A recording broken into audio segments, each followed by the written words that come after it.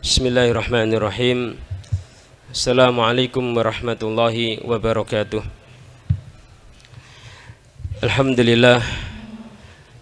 Alhamdulillahilladzi arsala rasulahu bil huda wa dinil haqq liyudhhirahu 'ala ad-dini kullihi wa kafaa billahi shahida. Tsumma salatu wassalamu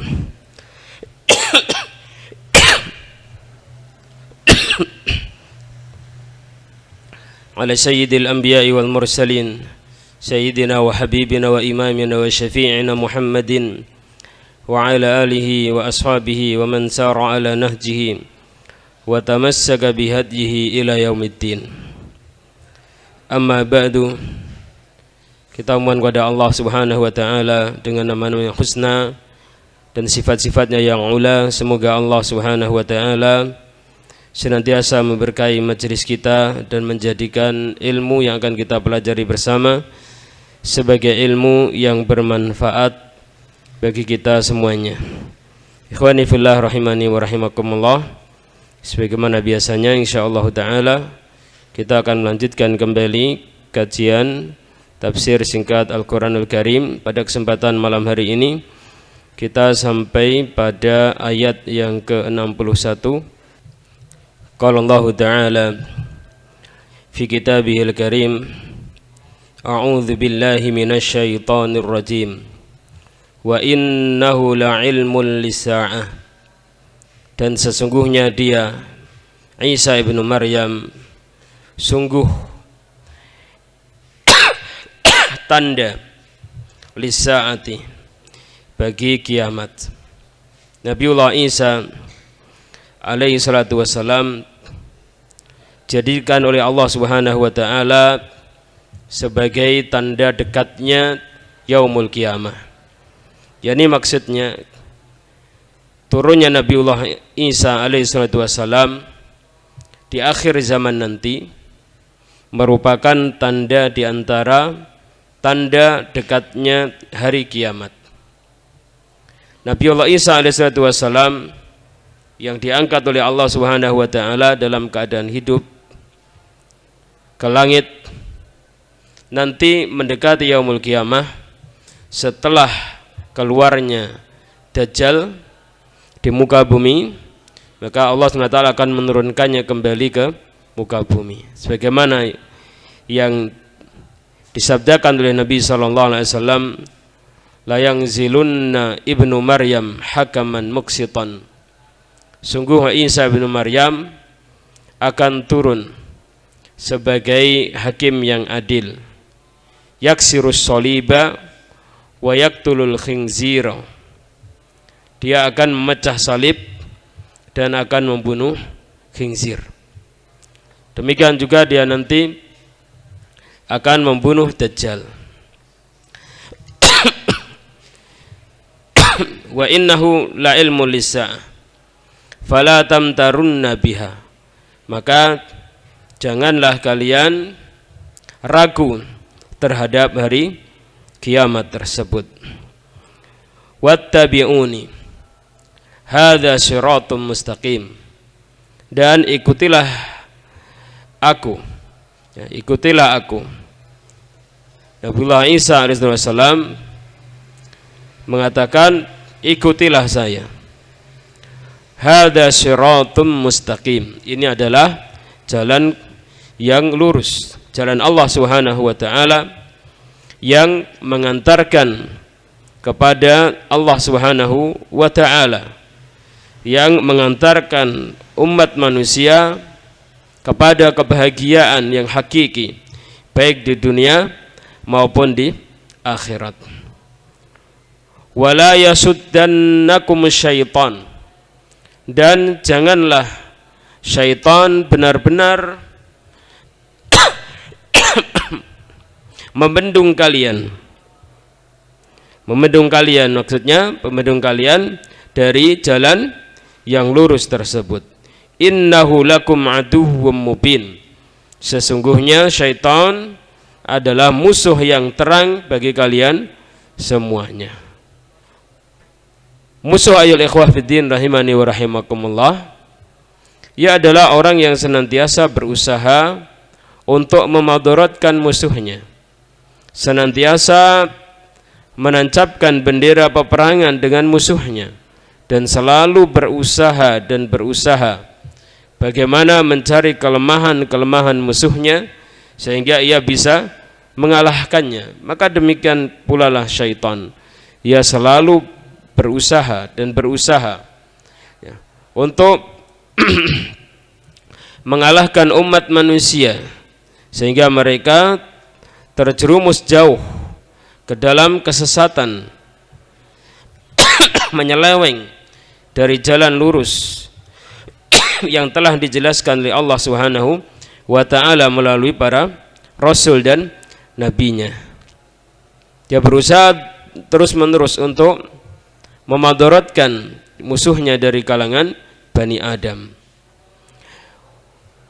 Walamma ja'a Isa bil bayyinati, dan tatkala datang Isa dengan membawa bayinat, membawa keterangan yang nyata.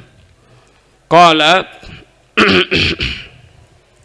ia mengatakan qad ji'tukum bil hikmati, saya telah datang kepada kalian dengan membawa hikmah.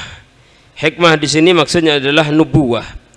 Wali ubayyina lakum ba'dalladzi takhtalifuna fih, dan untuk menjelaskan kepada kalian sebagian apa yang kalian perselisihkan, dari permasalahan agama. Maka Nabiullah Isa alaihissalam menjelaskan dengan gamblang mana yang hak dan mana yang batil dalam urusan agama tersebut. Fattaqullaha wa ati'un, maka bertakwalah kalian semuanya kepada Allah Subhanahu wa ta'ala dengan mengerjakan perintah-perintahnya dan menjauhi larangannya. Karena itulah hakikat dari takwa. Karena hakikat dari takwa adalah seseorang menjaga dirinya dari murka Allah Subhanahu wa ta'ala dengan senantiasa taat kepada Allah Subhanahu wa ta'ala. Ketaatan kepada Allah Subhanahu wa ta'ala diwujudkan dengan mengerjakan perintah-perintahnya dan menjauhi larangannya, baik perintah yang wajib maupun perintah yang sunnah, larangan yang haram ataupun larangan yang makruh. Wa ati'un, dan taatlah kalian semuanya kepadaku. Innallaha huwa rabbi wa rabbukum, inilah ajaran Nabiullah Isa. Sesungguhnya Allah adalah Rabbi, Tuhanku, wa rabbukum, dan Tuhan kalian. Nabiullah Isa alaihissalam mengajarkan agama tauhid kepada pengikutnya. Beliau tidak mengatakan bahwasanya Allah adalah Bapakku, ya Allah adalah Bapakku, tetapi beliau mengatakan innallaha wa rabbi wa rabbukum fa'buduh, maka beribadahlah kalian semuanya kepada Allah Subhanahu wa ta'ala, bukan beribadah kepadaku. Hadza shiratum mustaqim, inilah jalan yang lurus. Jadi beribadah semata-mata kepada Allah Subhanahu wa ta'ala, itulah jalan yang lurus, itulah jalan Allah Subhanahu wa ta'ala, jalan yang telah dijelaskan oleh para nabi dan rasul. Bahkan semua nabi dan rasul, jalan yang mereka bawa, Shiratul mustaqim yang mereka jelaskan adalah beribadah semata-mata kepada Allah Subhanahu wa ta'ala. Agama tauhid, itulah yang dibawa oleh seluruh nabi dan rasul, yang ia merupakan sumber dari segala kebaikan yang ada di muka bumi ini, dan lawannya adalah merupakan sumber dari semua kejelekan yang ada di muka bumi ini. Sumber dari kebaikan adalah tauhid. Seseorang yang mentauhidkan Allah Subhanahu wa ta'ala dengan sebenarnya, maka dia akan menebarkan kebaikan di muka bumi ini. Dia akan menjadi seorang hamba Allah Subhanahu wa ta'ala yang mentauhidkan Allah Subhanahu wa ta'ala, menjadikan orang lain mentauhidkan Allah Subhanahu wa ta'ala. Dan orang yang bertauhid, ayul ikhwah fiddin, jika sempurna ketauhidannya, maka dia akan menjadi sebaik-baik umat, sebaik-baik hamba Allah Subhanahu wa ta'ala. Karena tauhid adalah merupakan sumber dari segala kebaikan. Sebaliknya, kesyirikan adalah sumber dari segala macam kejelekan. Hadza shirathum mustaqim. Ini adalah jalan yang lurus. Ayo ikhwah fiddin rahimani wa rahimakumullah. Kadang seseorang di dalam mencari solusi fenomena-fenomena kehidupan yang sekarang ini, ada ya fenomena-fenomena yang memang membutuhkan penyelesaian. Ya. Bagaimana anak-anak kita kadang ada yang nakal, kemudian keluarga kita ada yang istilahnya ada yang nakal dan seterusnya. Yang kemudian kadang seseorang mengatakan bahwa oh ternyata kita mempelajari tauhid saja ini tidak cukup. Ya, tidak cukup kemudian membuat baiknya seseorang. Tidak cukup membuat baiknya seseorang. Kajian kita selama ini apa? Kajian tentang tauhid. Tapi ternyata tidak banyak membuahkan hasil memperbaiki jiwa anak manusia, jiwa kita. Masa ikhwah fiddin rahimani wa rahimakumullah. Kadang yang seperti ini timbul, fenomena seperti ini. Sehingga banyak sekali di antara kita yang mencari solusi-solusi lain, mengundang psikologi ini, psikologi yang mempelajari ilmu orang-orang barat. Ya, ini begini dan begitu, ini dan begitu. Kenapa solusinya? Karena memang melihat kadang anaknya loh kok seperti ini hasilnya. Gitu ya. Diundang psikologi barat, diundang pembicara-pembicara ini dan itu, ya, diundang pakar ini dan itu, yang konsep-konsepnya kadang adalah rumusan-rumusan yang mereka pelajari dari orang-orang yang mereka tidak banyak mengenal secara baik Allah Subhanahu wa ta'ala, Rasul Muhammad sallallahu alaihi wasallam dan agama Islam, sehingga semakin kacau. Ya semakin apa? Semakin kacau. Keluar berbagai macam konsep-konsep seolah-olah apa yang dibawa oleh para nabi dan rasul itu tidak cukup bagi kita, tidak akan bisa memperbaiki diri kita. Namun sesungguhnya oleh khafidin rahimani rahimakumullah, jika kita kembalikan kepada bahwa agama yang dibawa oleh nabi dan rasul adalah agama tauhid. Dakwah Nabi sallallahu alaihi wasallam selama di Mekah murni dakwah tauhid. 3 tahun sebelum Nabi hijrah mendapatkan tugas melakukan ibadah kepada Allah yang berupa salat. Berarti dakwah Nabi sallallahu alaihi wasallam selama di Mekah selama 10 tahun murni tauhid. Kemudian 3 tahun ini ditambah dengan apa? Tauhid, dan kemudian ibadah yang berupa apa? Berupa salat. Kemudian ketika beliau berada di Madinah tidak lepas dari dakwah tauhid. Kalau kita baca sejarah dari orang-orang yang diutus oleh Nabi sallallahu alaihi wasallam ke Madinah, seperti misalnya Mus'ab bin Umair, tidak lain yang dibawa oleh Mus'ab bin Umair di negeri Madinah untuk menyongsong kehadiran Nabi sallallahu alaihi wasallam tidak lain dan bukan adalah dakwah tauhid. Tapi kenapa mereka bisa seperti itu? Kenapa mereka menjadi umat yang terbaik yang dikeluarkan oleh Allah Subhanahu wa taala bagi umat manusia? Karena memang mereka benar-benar manusia yang bertauhid. Mereka benar-benar manusia yang bertauhid. Bukan hanya sekedar tauhid dalam teori-teori mereka. Teori-teori mereka.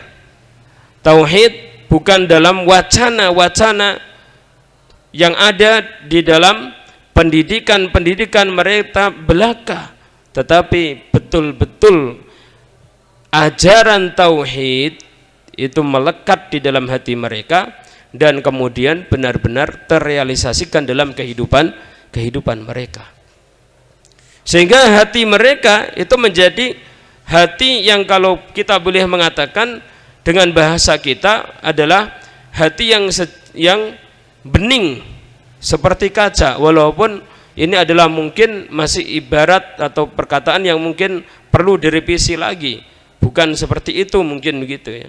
Lebih jernih lagi kalau hati yang disinari oleh tauhid itu tentu adalah hati yang sangat jernih sehingga bisa membuahkan ya, buah yang sangat bagus ya. Jadi mereka betul-betul bisa merealisasikan tauhid di dalam konsep-konsep kehidupan mereka secara nyata, secara real. Nah, ini yang kita belum bisa untuk mewujudkannya. Ya, ini yang kita belum bisa apa?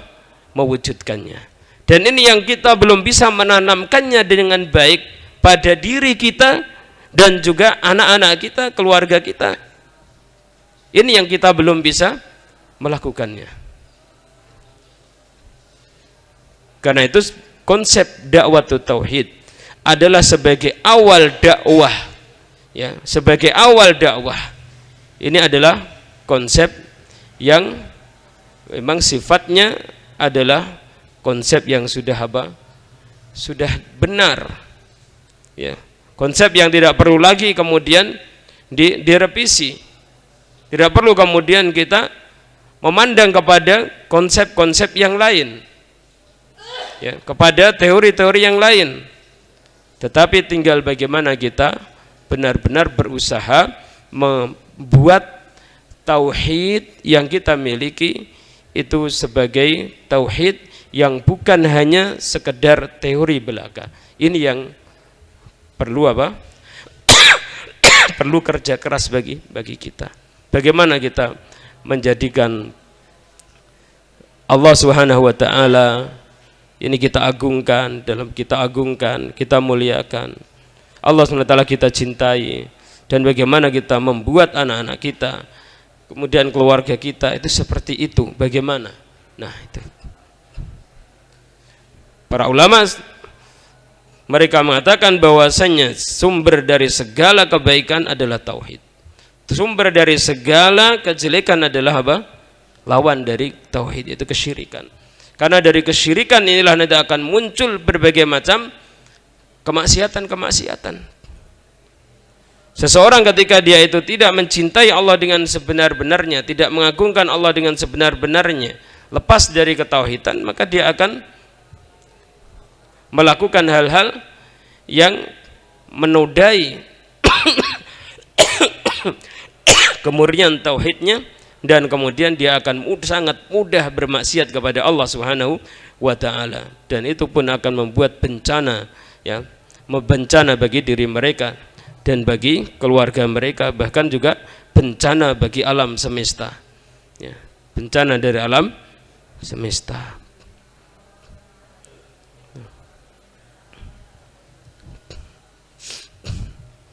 Karena itu kalau kita perhatikan bagaimana penyelewengan orang-orang yang terdahulu dari jalan Allah SWT, sumbernya adalah karena ketauhidan mereka yang salah. Dan mereka menolak ya, ajaran Allah dan ajaran Rasulnya, mereka bersikukuh dalam kesyirikannya, sehingga kemudian mereka dengan sangat mudah melakukan kemaksiatan.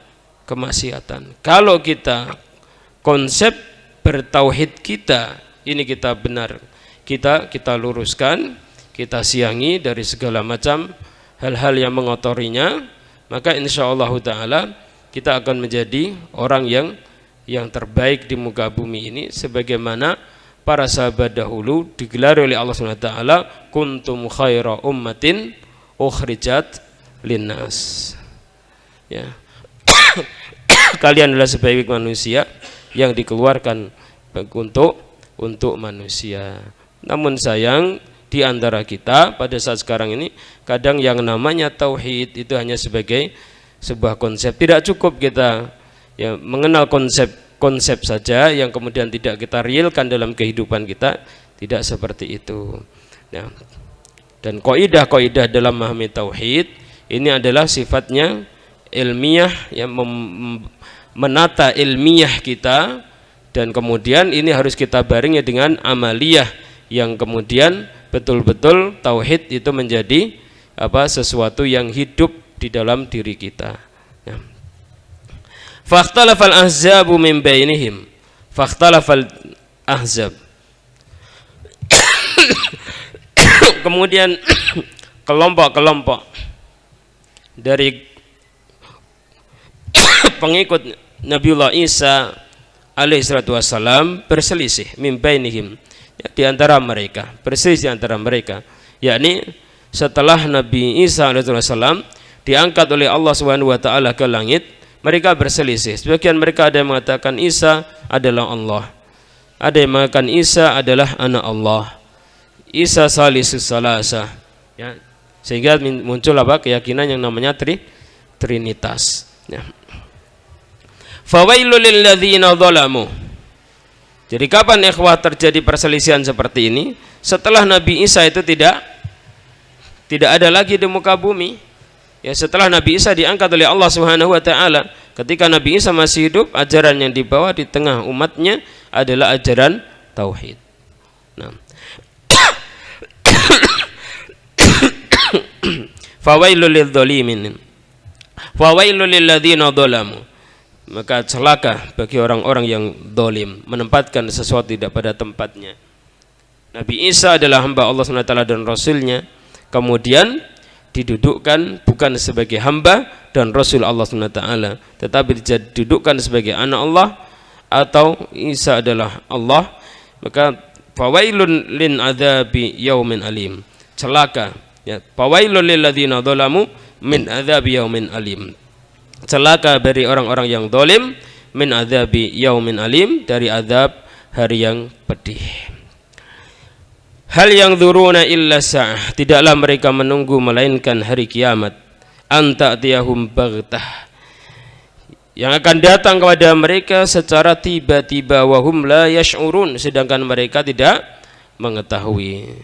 Dan sampai sekarang kita tidak diberitahu ilmunya oleh Allah SWT kapan terjadinya hari kiamat.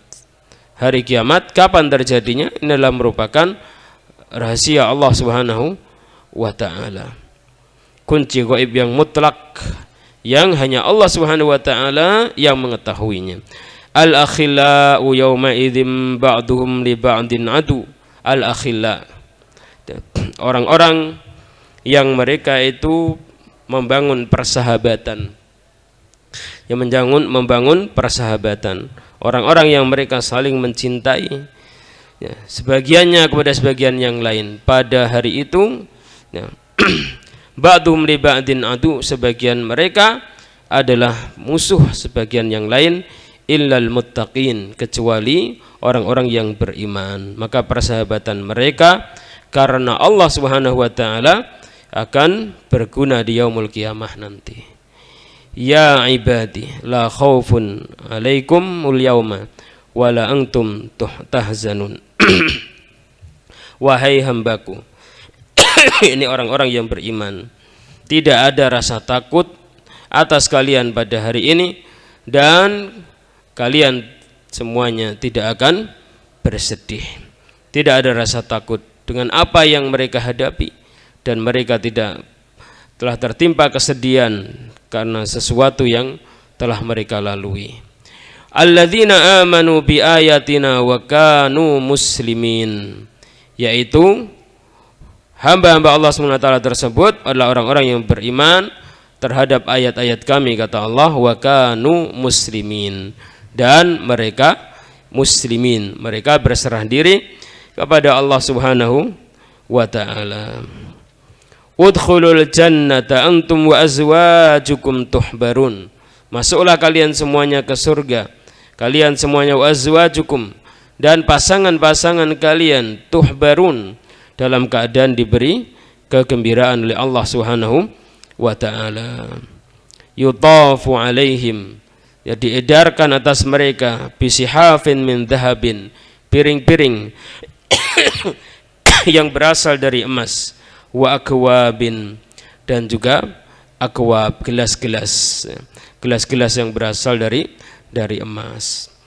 Wa fiha ma tashtahil anfus, dan di dalamnya apa yang jiwa-jiwa itu menginginkannya. Wa taladzul a'yun, dan mata sedap memandangnya. Wa antum fiha khalidun, dan kalian semuanya di dalamnya khalidun, di dalamnya kekal abadi. Wa tilkal jannatul lati uristumuha bima kuntum ta'malun. Dan itulah surga yang kalian mewarisinya bima kuntum ta'malun, dengan sebab amalan yang kalian lakukan. Bima kuntum ta'malun, dengan sebab apa yang kalian lakukan. Yani dengan sebab amalan-amalan kalian ketika di dunia, maka kalian masuk ke dalam surga Allah Subhanahu wa ta'ala. Amalan ayul ikhwah ini merupakan sebab masuknya kaum mukminin, kaum muslimin ke dalam surga Allah Subhanahu wa ta'ala. Tetapi amalan itu tidak bisa menjadi iwad, ya, tidak bisa menjadi iwad. Apa iwad itu? Iwad itu adalah seperti kalau kita membeli sesuatu dengan uang. Kita membeli kain dengan uang, maka uang itulah iwad, ya, tidak bisa menjadi ganti, tidak bisa menjadi alat pembeli dari kenikmatan-kenikmatan yang diberikan oleh Allah Subhanahu wa taala kepada kita. Jadi kita seolah-olah mendapatkan kebahagiaan tersebut dengan amalan sebagai imbalan dari amalan kita, ya, seperti adanya jual beli yang kita lakukan, digantiin ini diganti dengan itu. Namun amalan yang kita lakukan itu sebagai sebab kita mendapatkan kenikmatan dari Allah Subhanahu wa taala, sebagai sebab kita dimasukkannya surga dimasukkannya oleh Allah Subhanahu wa taala ke dalam surga, tetapi bukan sebagai iwad. Amalan kita ini bukan sebagai iwad. Lakum fiha fakihatun katsirah. Bagi kalian di dalam surga tersebut buah-buahan yang sangat banyak.